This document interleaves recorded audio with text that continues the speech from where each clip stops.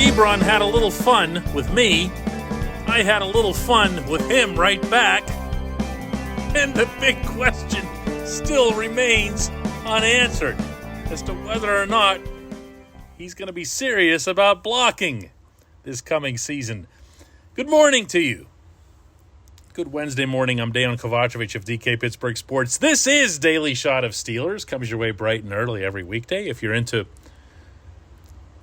hockey and or baseball, I also offer up daily shots of Penguins and Pirates right where you found this. The Steelers had their first day of training camp at Heinz Field yesterday. I was there to cover that. I'm looking forward that much more to the one today, and so is Mike Tomlin, not just because fans are going to be allowed into this one, but also because pads will be on. There will be contact. There will be backs on backers. There will be all the stuff that actually matters in football.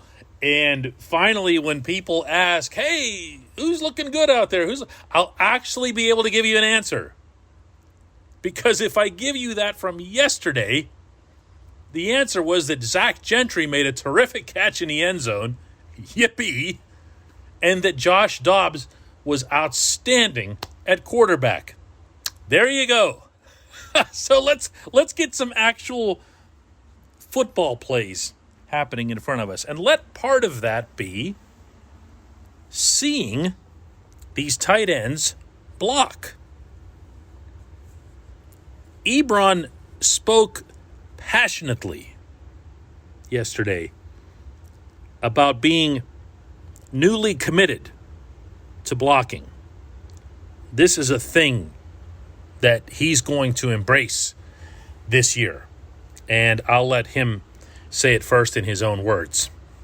I feel like that was something that we were all terrible at last year. As you saw, a lull in the running game, period.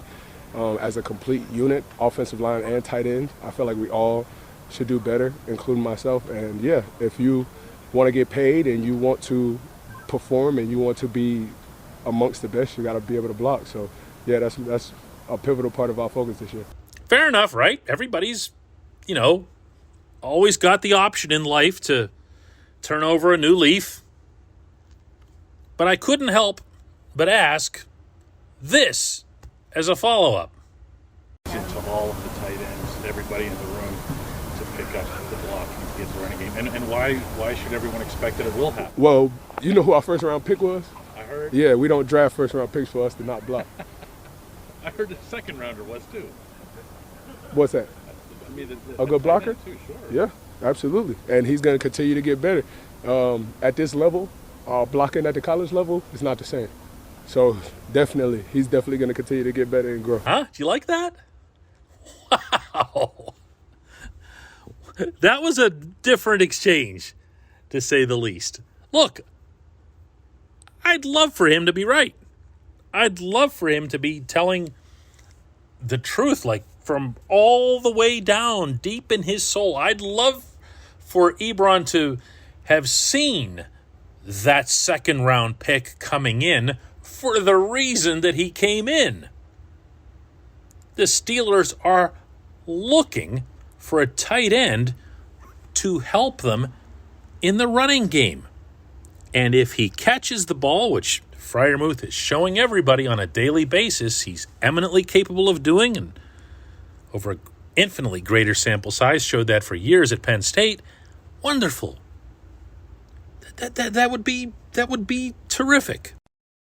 I just don't know how you do it. I don't know where it comes from. I don't know where a guy who's never shown any proclivity or enthusiasm for blocking is just going to start dropping people the next day.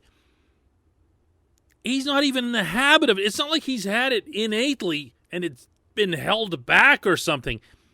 You have to do it. You have to enjoy doing it. I am telling you, right now, without making too big of a deal or controversy or whatever about this whole thing, I am telling you that the Steelers want Fryermuth to win, not necessarily win the job, but to win more snaps, to win more situational snaps. I really believe that.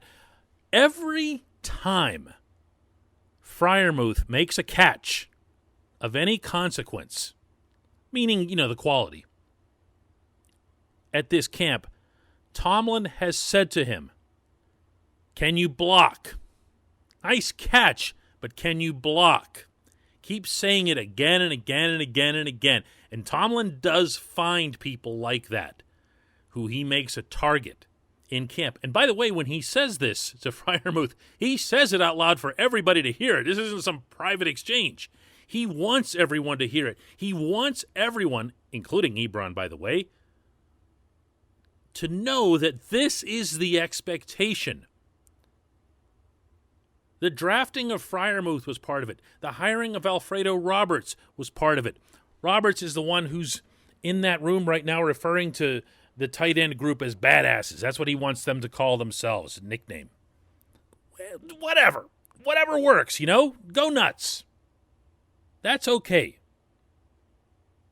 But go ahead and deliver on it as well.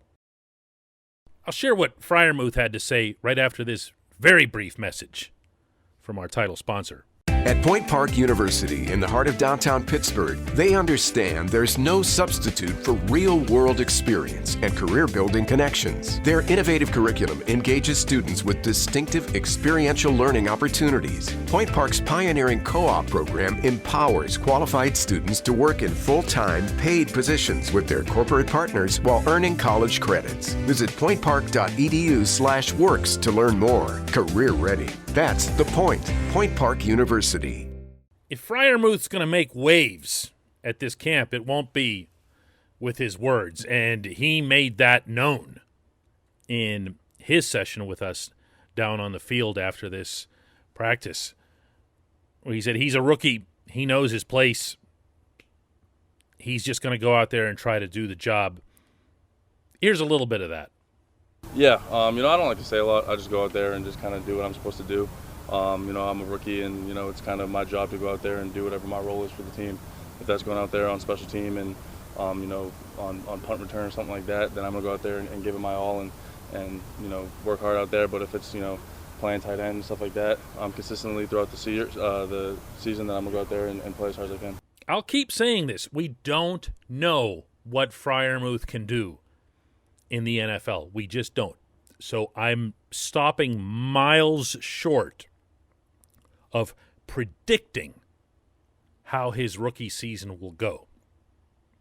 But I also have been around the Steelers long enough to know when they really like someone and when they are elevating their internal expectations for someone. The head coach does a very poor job of disguising his own feelings on things like this.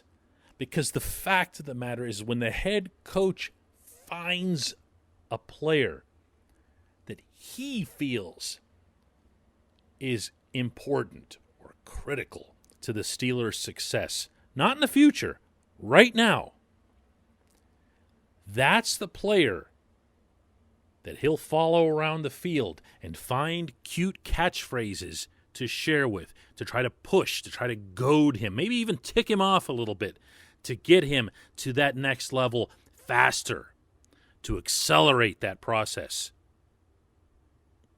And that's what I'm hoping, underscoring hoping, not expecting, hoping will happen. Because this football team needs to be able to block all the way across. Not just the offensive line, not just when a fullback's in the game, and for that matter, not just the wide receivers, all of whom are pretty decent blockers themselves. Your tight end can't be an unwilling exception.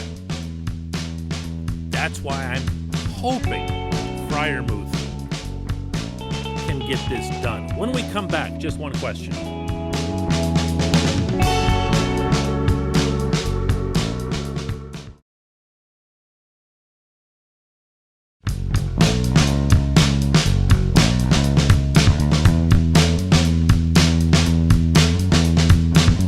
It's time for Just One Question. That's brought to you always by the personal injury law firm of Luxembourg, Garbett, Kelly, and George. LGKG. They represent people who are hurt in car accidents, need assistance with workers' comp and medical malpractice claims.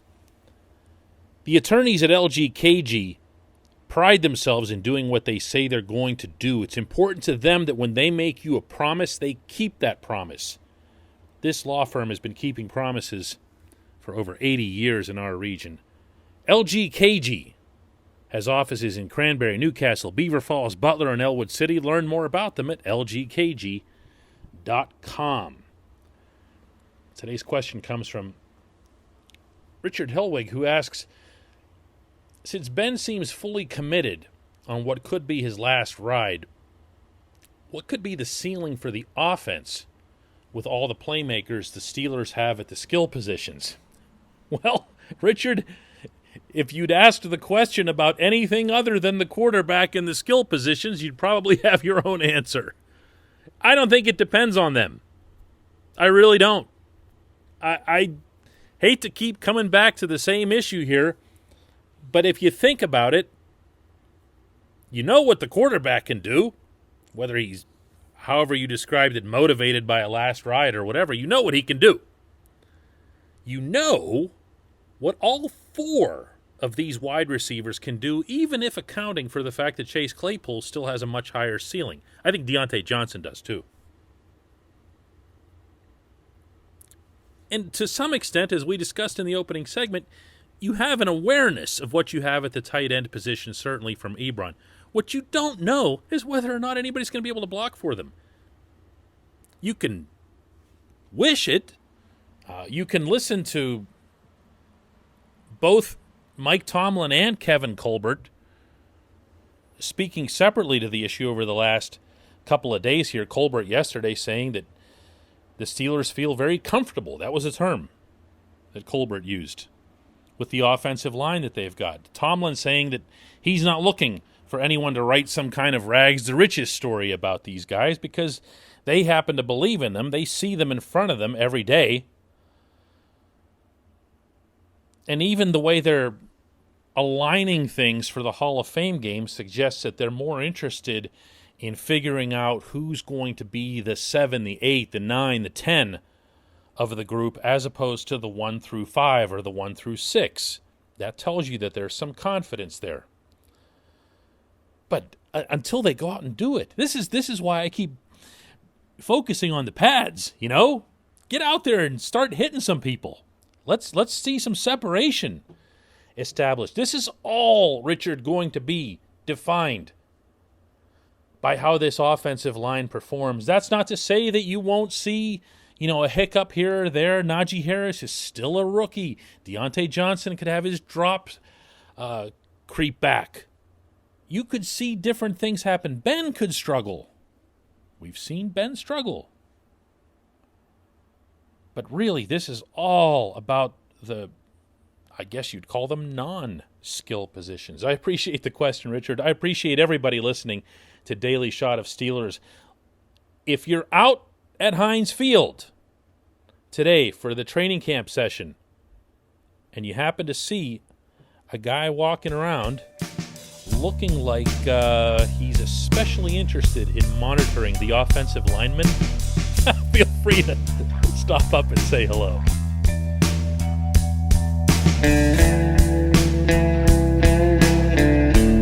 Hey everybody, thanks for listening. Please subscribe to our DK Pittsburgh Sports channel and don't forget to hit the bell to get notified every time we post a new video or podcast.